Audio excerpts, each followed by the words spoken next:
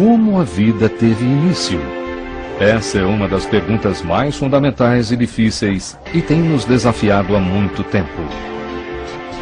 Há anos os cientistas vêm investigando esse extraordinário quebra-cabeça, tentando descobrir como a matéria não viva poderia ter se reunido para formar algo vivo.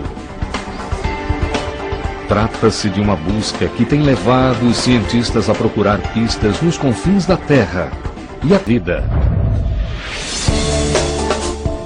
Nosso planeta está repleto de vida. Desde as montanhas mais altas ao oceano mais profundo, a vida está por toda parte. Mas como ela teve início? Como ela surgiu em um planeta outrora sem vida? É apenas uma daquelas grandes questões. As pessoas gostam de saber de onde vieram e como chegaram ali. Hoje a ciência espera ser capaz de responder essa antiquíssima pergunta. Grandes avanços foram feitos e teorias extraordinárias estão sendo investigadas hoje por alguns dos maiores cientistas do mundo. Alguns propõem que a vida tenha surgido de um lago vulcânico quente. Outros sugerem que ela tenha começado no fundo do oceano. E outros acreditam que ela se desenvolveu na escuridão do espaço. Esse é o momento para se estar vivo e trabalhando nesse campo da origem da vida, pois temos hoje a confiança de que há meios científicos de abordar o problema. Mas ainda há muitas perguntas a serem respondidas. Queremos saber o que se passa em nosso planeta, queremos saber o que há lá fora, no universo, e é impossível não ficar fascinado com isso. Um primeiro passo para compreender como a vida começou é tentar imaginar onde ela começou.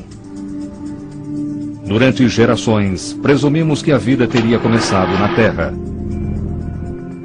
E então, em 1903, o químico sueco Svante Arrhenius surgiu com uma ideia extravagante: panspermia. Sua teoria é que a vida foi criada no espaço ou em outro planeta. E as sementes da vida se dispersaram em novos mundos.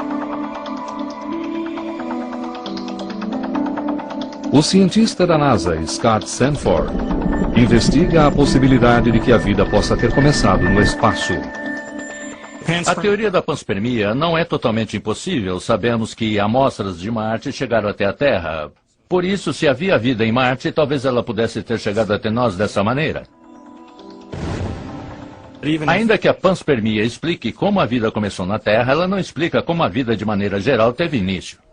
Sanford não está convencido de que a vida propriamente dita tenha sido trazida ao planeta, mas ele acredita que parte do material inicial, os blocos de construção da vida, vieram do espaço sideral. E seu sistema de entrega foi um cometa. Os cometas estão entregando blocos de construção, eles não estão entregando sistemas vivos, estão entregando os componentes a partir dos quais pode ser possível chegar a seu sistema. Todos congelados em uma gigantesca bola de neve de poeira. Sanford acredita que eles também contenham pequenas quantidades de compostos orgânicos, alguns dos blocos de construção da vida. Mas há um problema: como é que eles chegaram ali? Esses blocos de construção são quase sempre reunidos por coisas vivas.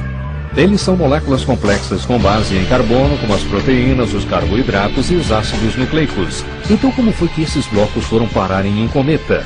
Desvendar esse mistério é o primeiro passo para a compreensão dessa teoria da origem da vida. Sanford suspeita que as condições incomuns nos cometas possam ter levado à formação dessas moléculas orgânicas.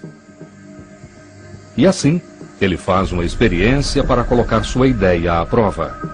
Sua primeira tarefa é recriar as condições de temperatura encontradas no espaço onde vagam os cometas. Ele precisa alcançar temperaturas que se aproximem de quase menos 270 graus Celsius.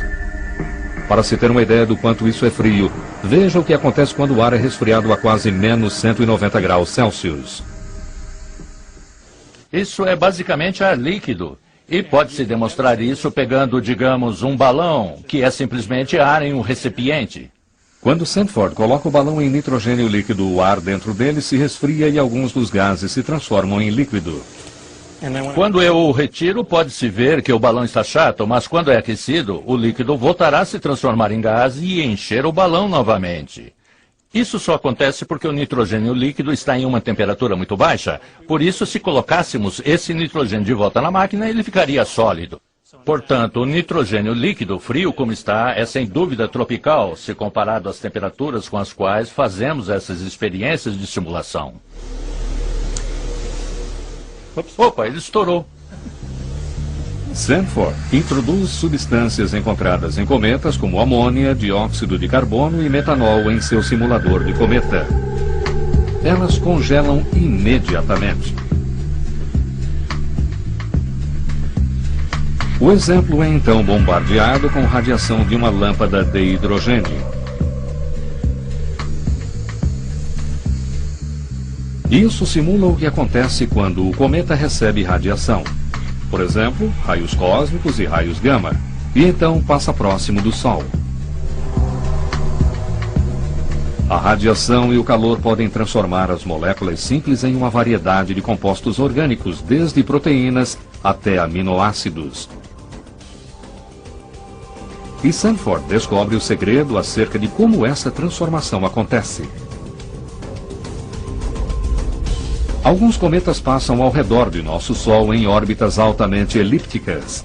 Quando estão longe do Sol, as moléculas que foram irradiadas estão bem firmes no lugar, congeladas em um pedaço sólido de gelo. Elas começam a se encontrar e reagir, mas não reagem à pessoa que as tornaria a mais estável possível. Reagem com quem estiver ao lado delas. E então tem esses casamentos de conveniência. Não é o tipo de química que você imaginaria em seu primeiro laboratório na escola. Sanford mostra como os blocos de construção da vida. Um cometa pode trazer material para a superfície de um planeta de várias maneiras. Claro que todo cometa poderia se chocar contra o planeta, mas essa seria uma maneira bastante destrutiva de se fazer isso.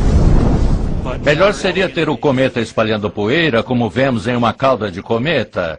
E aquela poeira pode então atingir a atmosfera superior do planeta, diminuir de velocidade sem queimar nada e então se acomodar na superfície.